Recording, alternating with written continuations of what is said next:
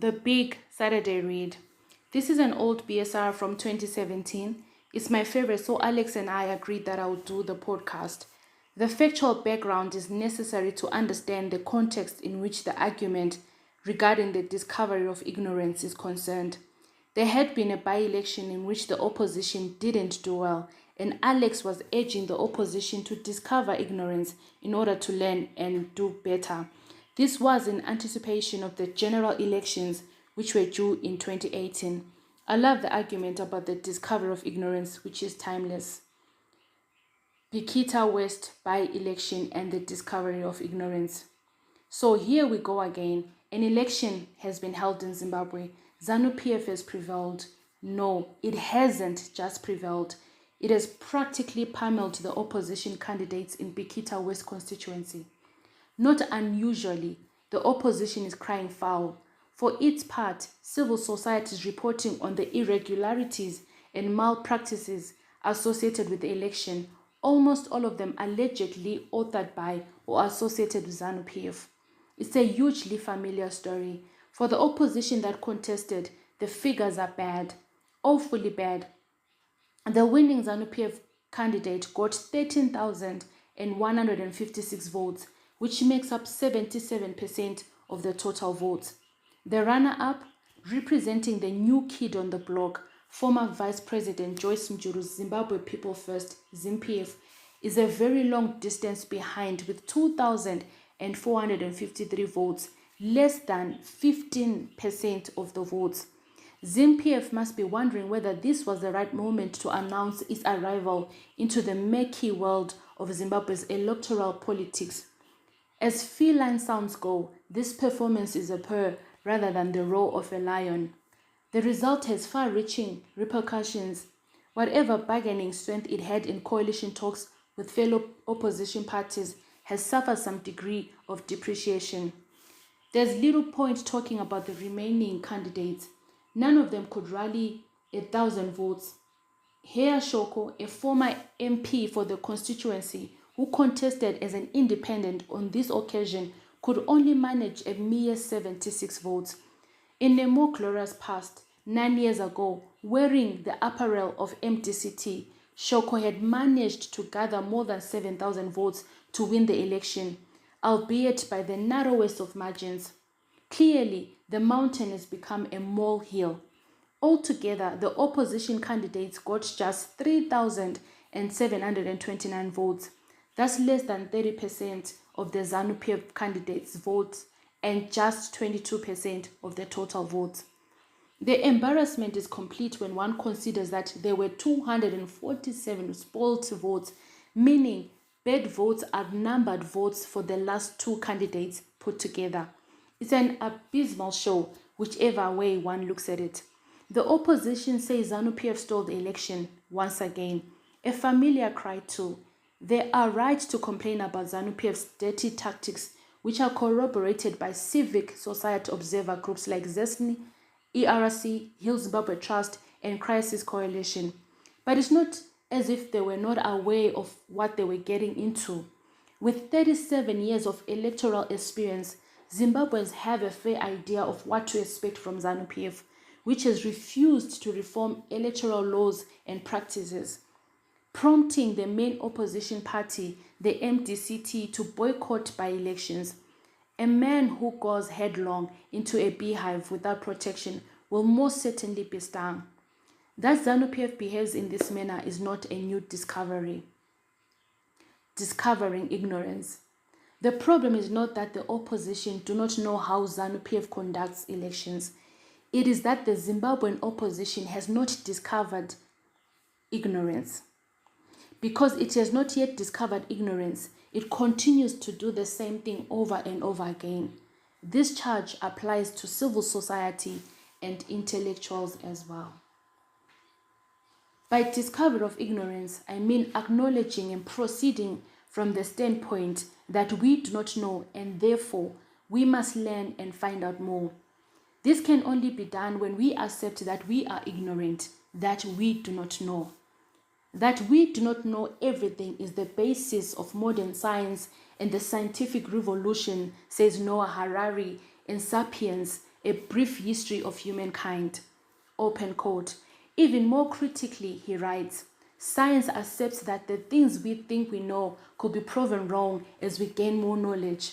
The great discovery that launches the scientific revolution was the discovery that humans do not know the answers to their most important questions. Close quote.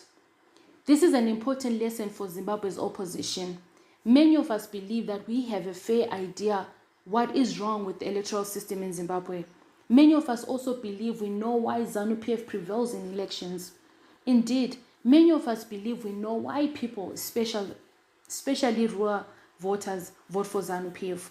We believe we have the answers, but do we really know? How much do we really know? How much of what we think we know is a reflection of the actual reality or merely out of our own prejudices? But there lies the problem. Has the belief that we know prevented us from discovering our own ignorance? Could it be that we provide answers to our own questions instead of investing in digging and discovering what we actually do not know? Civil society organizations covering the election have done a great job of documenting ZANU-PF's abuses and malpractices. That this conduct has an impact on elections is hard to doubt. The role of traditional leaders in rural areas is often a key factor. I have previously written about the panopticon effect in rural areas, by which I meant rural areas are like a Bentham-inspired jailhouse, in which inmates behave in a manner they believe is expected of them by authorities, which leads them to police each other as they believe they are constantly being watched. This, I have argued, has a fundamental influence on voter behavior. Yet all this seems to me to constitute what we think we know, which may or may not reflect the actual or total reality that obtains among voters. It may certainly be correct, but its impact may not account for everything about voters' behavior. Trouble appears if we believe that what we know represents all there is to be known. The US election and Brexit last year shocked many seasoned political pundits, the media and polling agencies, partly because they all believed they knew how the vote would go.